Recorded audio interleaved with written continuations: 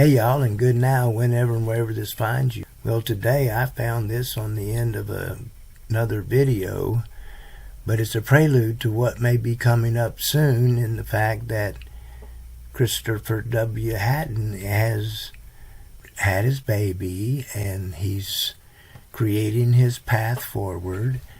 And when he gets his own place and set up, we may start doing videos. But for now, here's a little preview of what that might be like. Welcome, Christopher W. Hatton, to speak on the Emergence Convergence. Welcome to the Convegence Emergence channel, where we discuss disruptive technological innovation of emergent technologies and how the scope of these technologies expand as they converge together. There are large parts of the population that stay in their development of humanity.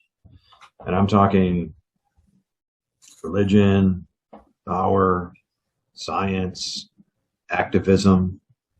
They feel comfortable staying in these human development places. But I would argue that the step to take after activism, you have to go through all of them to get to activism, is integration.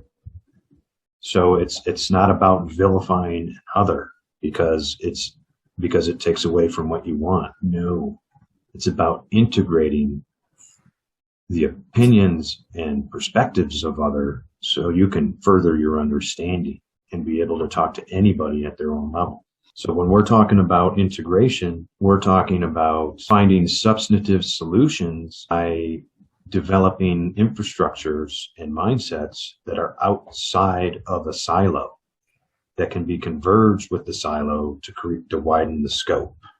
The power is within. Yeah, and it starts with finding appreciation in the things around you or in your own experience, and then elevating your emotional state to joy and knowing, appreciation and love, and then following impulses that you receive from that vibrational state. That is the goal here.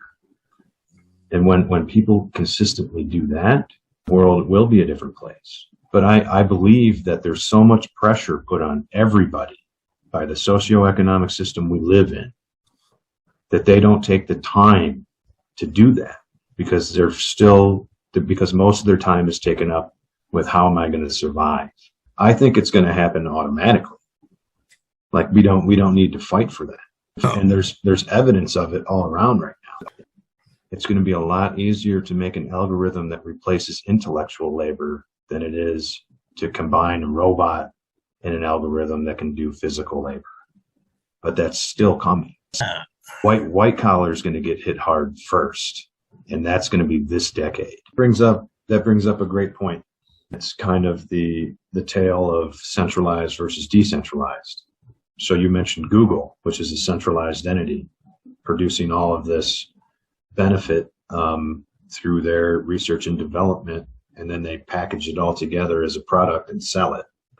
State government, entities like Russia and China and the United States, they're doing the same thing, but they're doing it to benefit them so they can spy on others easier or kill others easier or whatnot. Where we have this decentralized group starting to produce some of the same things that are focused to do different things. So instead of trying to spy on you better, decentralization is trying to increase life expectancy.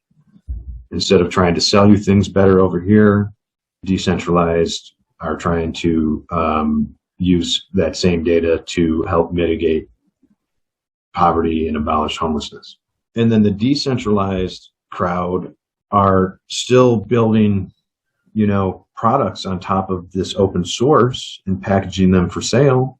But then there's others that are doing the same thing and open sourcing it. So you can copy and paste that development and build on top of it and or tailor it to your local space. So there's a giant battle going on right now between centralized and decentralized because an open source version of something will take away the profit of your centralized counterpart. We have the cost of raw material for the 3D printers, which will be sub pennies on the dollar. And then we have the cost of electricity, which will approach zero over time. Then we'll have open source versions of most every physical good and service through volunteerism and philanthropy. So we're going to be able to engage with open source versions of virtually everything in the future, which means just by participating in the platform, you're not only making yourself better off, you're making everybody else on the platform better off too. That's something that doesn't exist right now, because that's saying by a person coming in and using the resources of this platform, the pie gets bigger. Where in the scarcity mindset, someone coming in and using the resources takes a piece of the pie away. Right, and that's going to be a large part of our discussions here, is shifting from a scarcity mindset to a mindset of abundance. And that's going to be in every aspect of your life, including material. So everybody needs to, everybody will begin to understand this more and more over time. And I think right now people are taking for granted, but already exists in this realm. Another important piece is thinking outside of our national culture. You know, everybody's stuck within our own national cultures and saying, this is me and this is how I compare myself to people in different cultures. And then you, by that comparison alone, you create a spectrum which is positive and negative. So depending on what your emotional state is, you're going to be focused on either the positive or negative of any spectrum. And that's why I think that when people mention the promise of things, it ticks people off, because they're comfortable over here with their beliefs that that's not going to help anything out.